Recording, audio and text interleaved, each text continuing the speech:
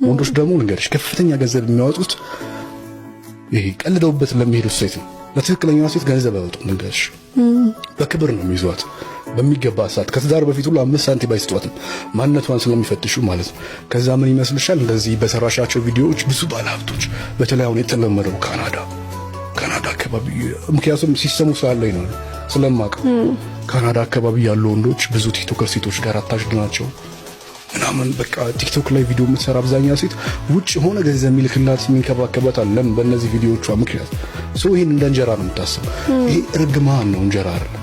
በእርግጠኝነት አንድ ሰው በጣም በቃ የለግዠሪ ቦታ ከወሰደሽ በጣም ውብ ቦታ ምናምን ካመላለሰሽ ወዘተ በተለይ ስታተሱ ራሱን ያላወቀ ወይንም ደግሞ በገንዘቡ ሊያማልሽ የሞከረ ሰው ጣምሽን እስከሚመጣው ድረስ ሸንኮራ መንገድ ላይ እንገዛና አኝከን ጣሙ ሲያልቅ እንተፋዋለና ሊተፋሽ በእርግጠኝነት የሚወድ ልብ ያለው ወንድ አንቺን ለመመርመር ብዙ ጊዜ ይወስድበታል።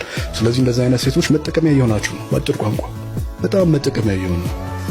ቺማ ቆንጆ ናት ሜካፕ ራሱ ደስ አይልም ምናምን ከዛ በኋላ ምን አደርጋለሁ በአንቺ ብዙ ነገሮችን ለምንድብሻለሁ ከዛ ፐርፌክት የሆነ አይደንቲቲ ካገኘው በኋላ በፈለኩት አንቺ ላይ መልመር በፈለኩባቸው ጉዳዮች ማለት ነው አንቺን ተውሽና ምን ይባላል እስከ ገጠር ሚስት ፈልጉልኝ ይባል። የትኛውም ባለሀብት ዝም ብሎ ሴት ያገባ የትኛውም ሰክሰስፉል ማን እስኪ ፍቅረኛውን ተመልከች።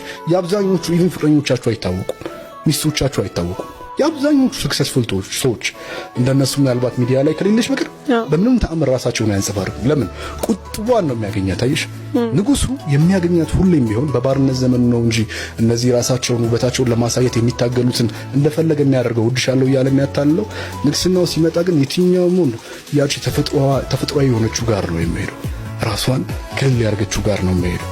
ስለዚህ በሆነ ቴክኒክ በሆነ ማታለያ ውበታችሁን ለማንጸባረቅ አትታገሉ። ይሄ እናንተ ማንነት አይደለም።